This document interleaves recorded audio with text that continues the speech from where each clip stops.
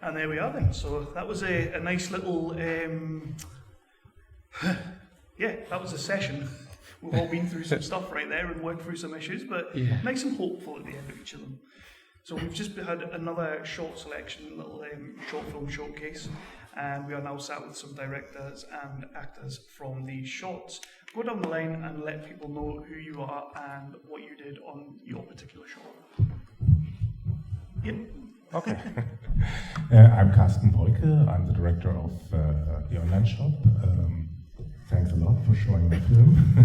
I'm from Germany, from Oldenburg. It's close to Bremen, and now I'm here.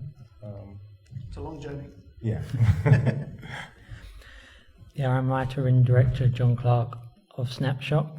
And funnily enough, my family and friends are from around Romford, so it means a lot to me to have Snapshot play and be selected here. So thank you for that. I'm Josh Ward, and I play the main role in A Snapshot. I mean, you're saying thank you, but you guys made these projects and they're awesome, and thank you for submitting and giving them to us. Thank you. Yeah. All right. So, first of all, Carsten, your show, Online Shop, was a fascinating subject, and we talked yesterday a little bit about it, but can you let people know a little bit about how you found out about this and why you felt like you wanted to tell this story? Yeah, I've read in 2021, I've read an article in a German magazine, called Spiegel Online, about a young Polish woman who invented this fake store, a supposed website for skin health products.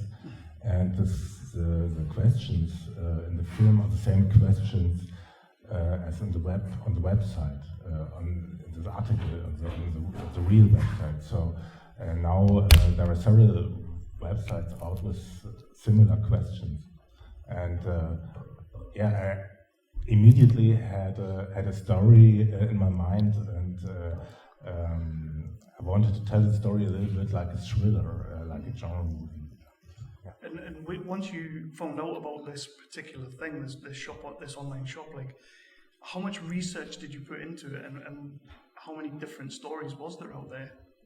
Yeah, I've never heard about these fake stores, but I've heard about this signal codes, like this hand signal on the street for women, or there's a code word in Germany for women who are in an uncomfortable situation, or they can ask the bartender, is Luisa here? And Luisa is the name because it's clearly audible even with loud music. So, and in the UK there's a similar word, I think it's Angela. The bartenders can help these women. And it's mad that that's even a thing, but I guess John, a snapshot, very personal, very introspective short, I guess. Why was it time for you to tell this story for yourself? So coming out of university and trying to find any form of employment, I've always found incredibly difficult, especially the job interview process. And so as I was in my early 20s, I'd found a lot of my time I would often mask my autism, and it got to a point where I just grew tired and I had enough. And previously, before Snapshot, I'd made a series of introspective short documentaries which caught the attention of producer Sam Barnett, and through there he helped guide me through getting it funded via BFI Network. And through that I just wanted to try and show people what, to me, it personally feels like going through the frustrations of countless job interviews and the unemployment process, how almost degrading it can feel. And of course, when you're autistic, a lot of it is introspective, and at the times there's a lot of insecurities and anxieties that just build inside my head. And that's why I try to sort of recreate that and tell that visually and share that to people, but also share that there is hope amongst it all, providing there's the right level of understanding and care. And how does it feel to see it up on the massive screen today? So I think so. This is it's the third time I've seen it on a big screen, but each time my heart races. To be honest, I mean, and I sort of slightly shrink in the chair as well. But I'm just grateful, really, that it gets selected, played on a big screen, and I'm always grateful for the reactions, the positive reception I received from it. So. And how did you go about finding your lead man? So. I met Josh through, we sent it out to 13, we sent it out a call out for neurodiverse talent, and 13 applied, and Josh was one of them. And because we got the funding in January 2020, of course, we know what happens next, but so that was all done via Zoom. And when Josh came on for a Zoom call for his audition, he was suited and booted, and he just gave such an amazing performance, and from there, it was pretty unanimous out of the 13. I think we had it down to about 2 or 3, but I had this gut feeling Josh was the one, definitely. And on set, through all the COVID guidelines and that we had to implicate while filming, he was just fantastic. He was just an absolute pleasure to work with. So, and it also helped, I think, that he said, well, you really identified with the role 100%. and the subject around it. So. Yeah. So on that, Josh, as well, how collaborative was the process for you? Because essentially, your director is drawing on his own experiences, and you've now got to do justice to that and give that. So how was the process for you? I felt like I could just relate to what John was trying to portray, the story. I felt like we clicked, and straight away I got it. Like, when I turned up to film, and it was a weird time and a place, because we had all these restrictions, and I felt incredibly vulnerable. I was like, I don't know if I'm going to act again. I don't know when the theatres will open up again. So what you see is kind of like, that's just how I was feeling. It's you auditioning. Yeah, yeah. So I was just kind of showing my vulnerability there, in terms of my frustration with employment. Yeah. And this one goes to everyone on the panel here. What's been the reaction to your shorts when it's been shown around and people have been seeing it, given the subject matters? What are people saying to you about them? Yeah, most of the people haven't heard about these fake shots and were surprised that this has to be there, but also lucky that this is an offer for victims of domestic violence. Yeah, I mean, Snapshot's gone to 3 other festivals, and it's been screened in various other places, and the reaction seems to be the same. It's a lot of positive reaction, and a lot of people who have not much knowledge or understanding of autism have come up to me afterwards and seen it as somewhat of an educational tool. They've seen it and how, they're fascinated as well as astounded, and thinking, well, this is the sort of thing that autistic people have to deal with. The sequence that gets the most discussed is the bus sequence, and especially a lot of autistic and neurodiverse people who have watched it relate to that more than all the annoyances, the noises, everything. So, yeah. And you showed it up there today, and this is a question that I like to ask people, and especially with this blog, because it is a lot of serious subjects, but each one of those shots ended with quite a hopeful and kind of ending, and it's like, there is, it's going to get better sometime. But what I want to ask is, when you're sat there today watching it, every filmmaker can tell me what's wrong with that movie, what's wrong with what they did. I want to know what you guys are all proud of, what you guys see on the screen, and you just think, that was amazing, we smashed that. I'm proud of my team, of my actors, everyone who was involved. So.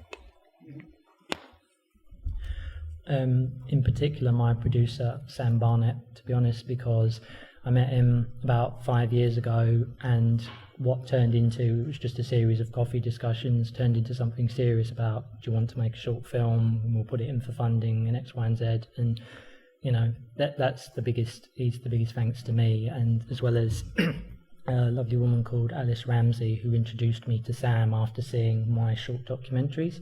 And from there, he took my ideas, my script and Snapshot, and just made it a reality. And I mean, because that was filmed during COVID, we're on the skeleton crew of about 8 to 10 people, I think, and we all cameo in it at one point or another because there was so little of us. But it was incredibly collaborative. I mean, the sound guy, he was throwing in suggestions, and and the fact, even though the pre-production was extensively long due to COVID via Zoom, even when we were out there shooting for 5 days, we were still chopping and changing things, and right to the very end. I mean, the bus sequence was supposed to go in a lot earlier, but as we were watching it back, we were thinking there isn't so much of a turning point. So there's always that discussion and that collaboration within that close, intimate team. It's something I'm incredibly grateful for, and the part that I always sit there, I mean, I've lost count how many times I've watched it, including all the rough cuts, but the part that there's 2 parts that I love. It's when he's sat on the bed and he has that turning point where he says, I'm going to go for it. And when he does the big speech at the end, which I know that also gets a really good reaction from people. But I'm incredibly grateful for everyone involved. You know, all the special thanks on the end, they all mean something, as well as all the team involved behind it, and especially Josh. So. Thank you. And Josh, you're fantastic up there. So what's your favourite part? I guess my favourite part is the end, when Ian makes that great speech, and then the music kind of goes alongside that. It's a sucker punch. It's like finally he's fed up with the way he's been treated, and he's saying, "See me," you know. No, I like that. I think there's going to be a few questions about these shorts because they're all fantastic. So, who wants to start with the first question? We'll go to the audience.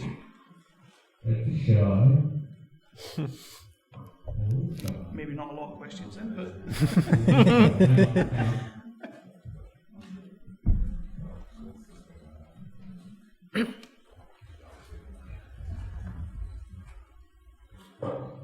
this is made for Josh. As a fellow Dorset boy, how did it feel to kind of because obviously growing up in that kind of rural area, or that area specifically, there aren't a lot of like open opportunities for kind of especially actors. How did it kind of feel to potentially take that kind of step into one of these kinds of shorts from your perspective, and what's your favourite bit of that process? Yeah, so it felt like a giant leap because of where it was filmed in Sheffield. From Bournemouth to Sheffield, it's like a 7-hour drive, and it's a really long train journey. So I was like, I've never really gone this far into the country, but I thought, I just want to take this opportunity with both hands because of the sort of time we were in. I was like, my talent has been recognised, so I'm gonna go there and give everything I've got, because I want to show people that if you dream big, that you can achieve something. And that film is testament. And I want as many people as possible to see it because, the kind of reactions that it's been getting is mind-blowing, I'm kind of taken aback. But kind of the best bit for me was all the filming. The 5 days of filming every day was so special and so unique. Yeah. Anyone else? Yeah, I have a question. I wanted to congratulate the actor. Sorry, what's your name? Josh. Josh.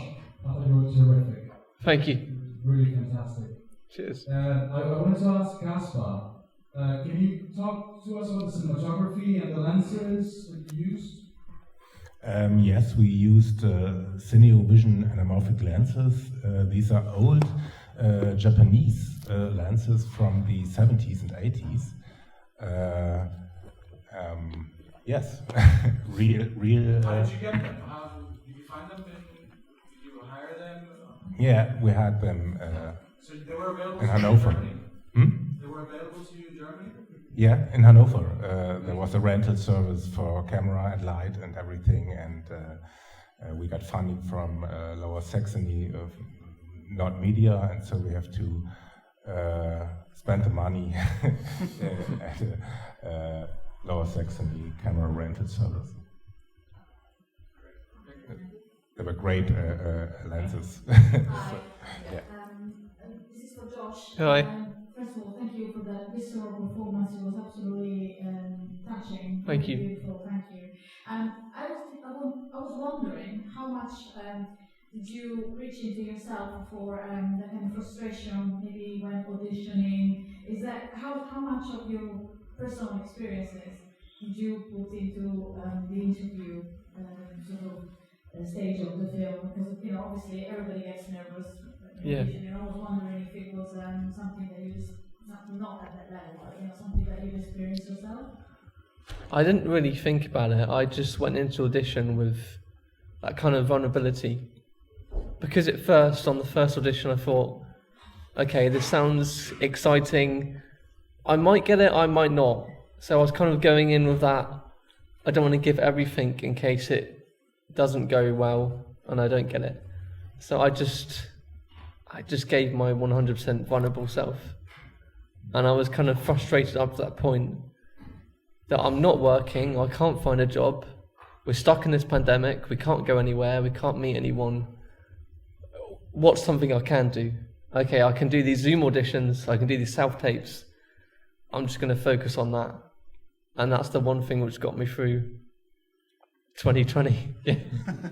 Absolutely. Thank you. Right, so we're going to wrap that up a little bit now, but first of all, our filmmakers and actor, what's the one thing you want people to take away from this movie? And then we'll wrap out there. Yeah, I want to show people that there are offers for victims of domestic violence, and yes, that there are several possibilities. Perseverance through adversity, and that with the right level of care and understanding and support, anyone can achieve what they want to achieve and what they have to offer and contribute. So my kind of dream is for every big corporate business that's got chains globally or across the country to watch this, to realise that their interview process, their ways of recruiting, they aren't working for neurodiverse people. They're not working, they're not listening. They say they are, but they're not. So I want them to watch it and actually realise that if someone's getting distressed or overwhelmed, just say to them, look, do you want to go for a walk? Do you need to take 5 minutes? And actually break it down, because interviews are daunting for a lot of people. Yeah. Awesome. Thank you so much. Thank you for submitting the movies. Thank you for letting us show them. And most of all, thank you for being here today. Thank you. Thank you.